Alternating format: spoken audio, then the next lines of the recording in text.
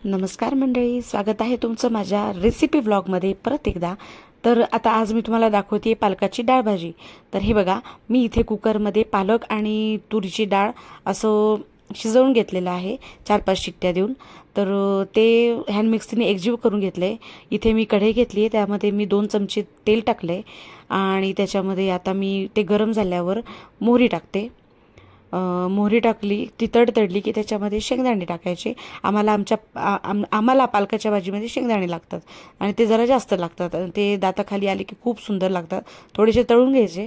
ते तळून झाले की मग त्याच्यामध्ये आपण असं कांदे टाकू। आता कांदा सुद्धा असा ट्रान्सपरंट आणि थोडासा लालसर झाला की मग त्याच्यामध्ये आपण हे टाकू, टोमॅटो टाकू।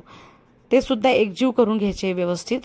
तर मी इथे तुरीची डाळ टाकली आहे या पालकाच्या ह्याच्यामध्ये। तर ती सुद्धा तुम्ही मुगाची टाका किंवा हरभऱ्याची टाका, कोणती पण टाका, काही प्रॉब्लेम नाही। तर आता ह्याच्यामध्ये टमाटे सुद्धा असे एकजीव करून घ्यायचे। ते एकजीव करून झाले की त्याच्यामध्ये हे आलं आणि लसणाची मी पेस्ट केली आहे ती टाकायची। आलं थोडं कमी आणि लसूण थोडा जास्त टाकायचा, त्याचा स्वाद त्याला खूप सुंदर येतो।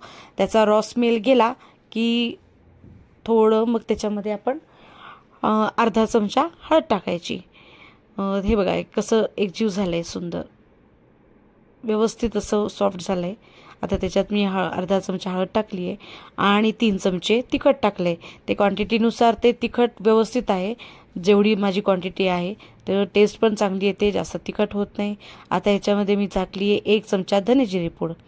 धने जिरे पूडने सुद्धा मस्त सुगंध, म्हणजे सुगंध तर छानच येतो आणि त्याची चव पण खूप सुंदर लागते। आता हे थोडं एकजीव करून घेतलं की त्याच्यामध्ये मी टाकले पालकाची प्युरी, पालक आणि डाळीची।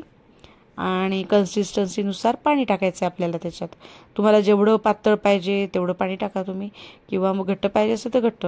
ही पालकाची भाजी एकतर आता हे बघा, ह्याच्यावर आपण मीठ टाकले 2 चमचे।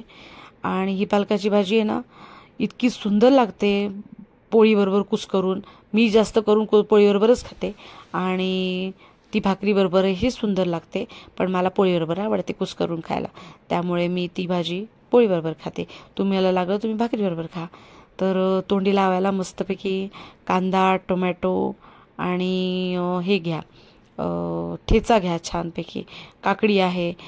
तर या पद्धतीने आपण खायचं सुंदर। तुम्ही सांगा मला तुम्हाला कशी वाटली रेसिपी, आणि तुम्ही पण नक्की ट्राय करा आणि मला कमेंटमध्ये कळवा की रेसिपी कशी झाली, तुमच्या घरी सगळ्यांना आवडली की नाही आवडली। ओके, अशाच रेसिपीसाठी मला सबस्क्राईब करा आणि माझा ब्लॉग शेवटपर्यंत बघा।